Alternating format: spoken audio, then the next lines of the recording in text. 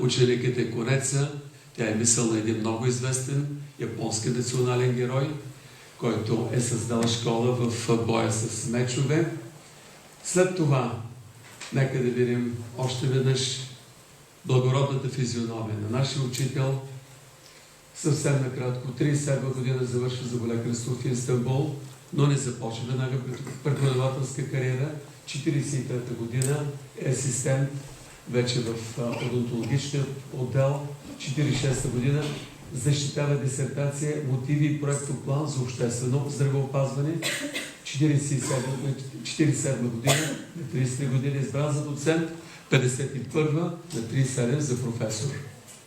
Протезиране на беззъбите челюсти е един класически труд, който имахме удоволствието с моя приятел и колега професор Лебеденко от Москва, който след малко ще поздравим, но не пречи в момента да поздравим. Производихме тази книга. Ето я отново.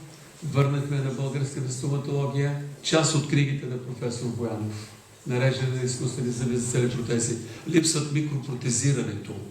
Професор Арутюнов каза, че вдъхновен от нея е написал и той такава книга за руските колеги.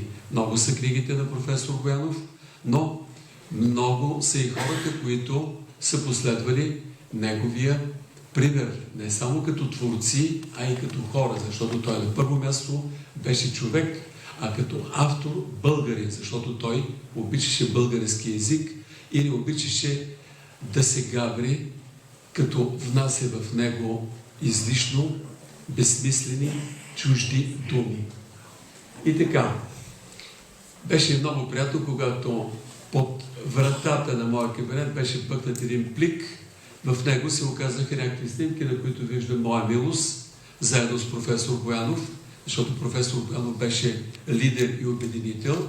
И когато зададох въпроса на професор Бакърджиев, който ги беше оставил откъде са тези снимки, той ми напомни, че това е от конференцията 90-та година, с която ние възстановихме Българския зъболекарски съюз. Така че виждате, че професор Боянов е играл голяма роля и продължава да играе голяма роля в живота ни.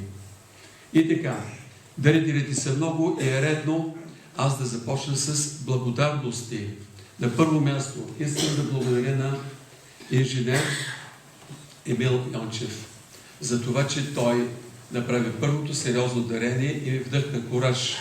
Така, тъй като залата е трудна и да не обикаляме, господин Йончев, още веднъж много ви благодаря.